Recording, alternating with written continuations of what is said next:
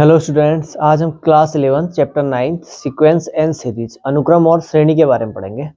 तो पहले हम इसको समझते हैं कि अनुक्रम और श्रेणी में अंतर क्या है। तो अनुक्रम मतलब कोई सीक्वेंस हमारा, जैसे मान लेते हैं आपके पास कोई गुल्लक है ना। ये कोई गुल्लक है और आप उसमें रोज रुपए डाल रहे हैं, 10-10 रुपए।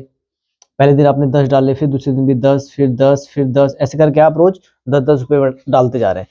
तो रुपए देखिए, पहले दिन 10 हो जाएंगे, दूसरे दिन 20, तीसरे दिन 30, फिर 40, फिर 50, ऐसे करके चलते जाएगा, है ना। तो ये आपका सीक्वेंस हो गया। ठीक, आपने 10-10 रुपए डालते हैं ना गुल्लक में, तो ये हमारा क्या हो गया, सीक्वेंस हो गया। और सीरीज सीरीज क्या होगी, या इसको लिख भी लो, क्या लिख सकते हैं हम सीक्वेंस को, ऑर्डर लिस्ट ऑफ ऑब्जेक्ट्स या नंबर्स कह लो, ठीक है ना। किसी नंबर्स को ऑर्डर लिस्ट में रखने को हम क्या कहेंगे, सीक्वेंस कहेंगे। इसको हमने किसी ऑर्डर लिस्ट में रख लिया तो इसको हम क्या कहेंगे, सीक्वेंस। और इसी ऑर्डर लिस्ट को हम ऐड के रूप में, सम के रूप में लिखें तो वो हमारा सीरीज हो जाएगा। ऐसे अगर हम इसको ऐसे लिख लें, 10 + 20 + 30 + 40 + 50 + अप टू सो ऑन, ये हमारी सीरीज हो जाएगी। तो हम इसको लिख सकते हैं सम ऑफ टर्म ऑफ सीक्वेंस। ठीक है, सम ऑफ टर्म ऑफ सीक्वेंस हमारी सीरीज हो जाएगी एंड ये हमारा सीक्वेंस हो गया। ठीक है, किसी ऑर्डर लिस्ट में लिखने को हम क्या कहेंगे, सीक्वेंस।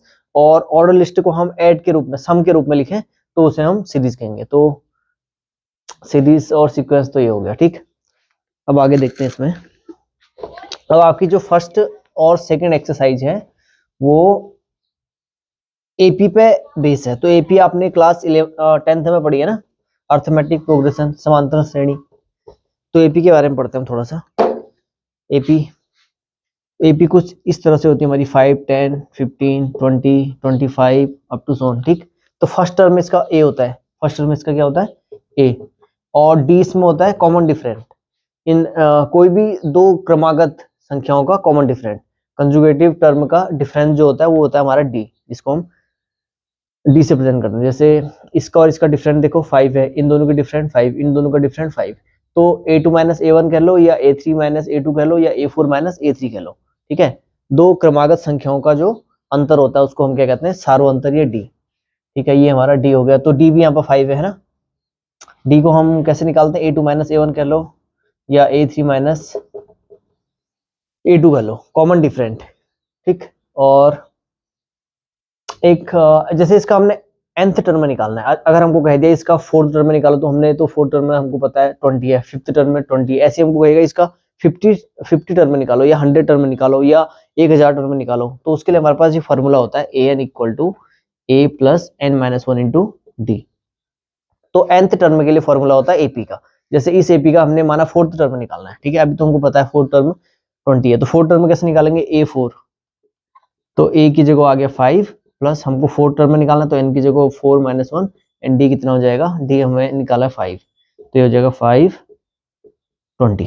ठीक है, तो फोर्थ टर्म में इसका 20 हो गया। ऐसे ही अगर हमें कहेगा इस एपी का 100 टर्म में निकालो, इस एपी का 100वां पद क्या होगा, तो a की जगह रख दो 5, प्लस 100 - 1, और d की जगह रख दो 5।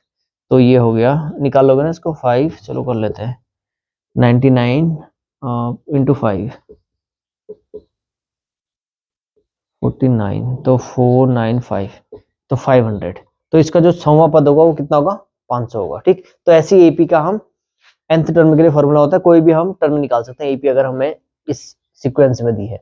और इसी के लिए एक सम का फॉर्मूला भी होता है, SN = अगर हमने एपी का सम करना है, ठीक है, हमें कह देगा कि एपी के 4 पदों का योग करो, तो इसके लिए फॉर्मूला क्या होगा, SN = n/2 2a + n-1 × d।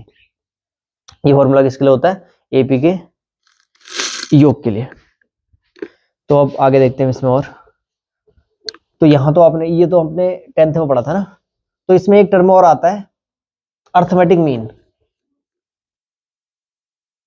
तो एक टर्म आता है इसमें अर्थमेटिक मीन, समांतर माध्य, समांतर माध्य। तो जैसे माना कोई आपके पास 3 टर्म है एपी में, तो A and B.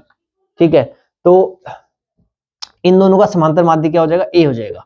A = A plus B upon 2। ठीक है, ये हमारा किसके कैसे निकाल सकते, क्या निकालने के लिए है, समांतर माध्य निकालने के लिए। जैसे एग्जाम्पल से देखो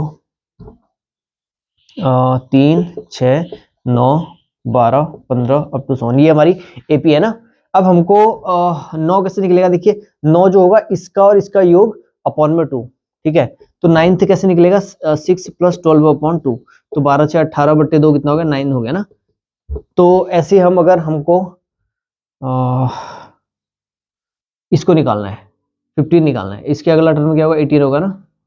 तो 12 और मान लेते हैं इसको a है और ये 18 है, तो हमको इसका समांतर माध्य निकालना है इन दो टर्म का। ठीक है, तो इन दोनों का टर्म का अर्थमेटिक मीन कैसे निकलेगा, समांतर माध्य, तो ये a होगा 12 प्लस 18 अपॉन 2, तो कितना हो गया 30 अपॉन 2, 15 हो गया ना, तो ये हमारा आ गया 15। ठीक, तो समांतर माध्य कैसे निकालते हैं, दो टर्म का a प्लस बी अपॉन 2, उससे पहले वाला टर्म और उसके बाद वाला टर्म अपॉन में 2। ऐसी जीपी भी है, लेकिन जीपी आप फर्स्ट और सेकंड एक्सरसाइज में तो नहीं है, तो उसको फिर पढ़ेंगे हम। अभी फिलहाल जो आपके फर्स्ट एक्सरसाइज में या सेकंड में यूज होगा उन्हें देख लेते हैं। तो एपी पे ही बेस है आपकी एक्सरसाइज, और इसमें एक टर्म और आती है फिबोनाची सीरीज, इसको भी देख लेते हैं हम। Fibonacci sequence. तो फिबोनाची सीक्वेंस हमारा कुछ इस फॉर्म का होता है, जैसे हमने लिख दिया 1 1। अब इसमें a1 और a2 सेम होते हैं, और जो थर्ड टर्म होगा इन दोनों का सम होगा। देखिए 1 + 1 2, और अगला इन दोनों का सम होगा जो 3, और अगला जो है इन दोनों का सम होगा 5, और 5 + 3 8, 8 + 5 13, ऐसे करके चलते जाएगा। तो ये हमारी फिबोनाची सीरीज है। इसमें a1 और a2 दोनों इक्वल होता है, और इसका nth टर्म कैसे निकालते हैं हम, an इक्वल टू हो जाता है an-2 प्लस an-1, और जो n की वैल्यू होती है वो 2 से बड़ी होती है।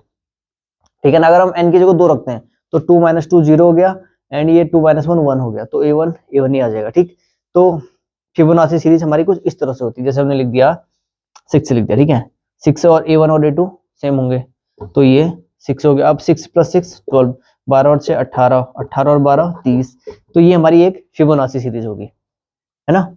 तो इस तरह से एक एग्जांपल और देख लो, 3 हो गया, फिर 3 3 6 3 9, 9 और 6 15, 15 और 9 24, तो ऐसे करके इससे हम कहेंगे ये सब क्या हमारी फिबोनाची सीक्वेंस है। ठीक, ये हमारी क्या होगी, फिबोनाची सीक्वेंस इस रूप में होती है, an = an-1 plus an-2 plus an-1। ठीक, जैसे हमने इसमें ये निकालना है ना, पहला दूसरा तीसरा तो चौथा पांचवा छठा, तो a6 से निकालना है इस फिबोनाची सीक्वेंस में, तो a6 - 2 प्लस a6 - 1, तो a4 प्लस a5। देखिए a4 प्लस a5 इन दोनों को ऐड करेंगे, यही तो आएगा ना हमारा, तो ये हमारा फिबोनाची सीक्वेंस हो गया। ठीक, पहला a1 और a2 इसमें सेम होते हैं, और जो फिर उसके बाद वाला टर्म होगा वो पहले दोनों का सम होगा। ठीक है।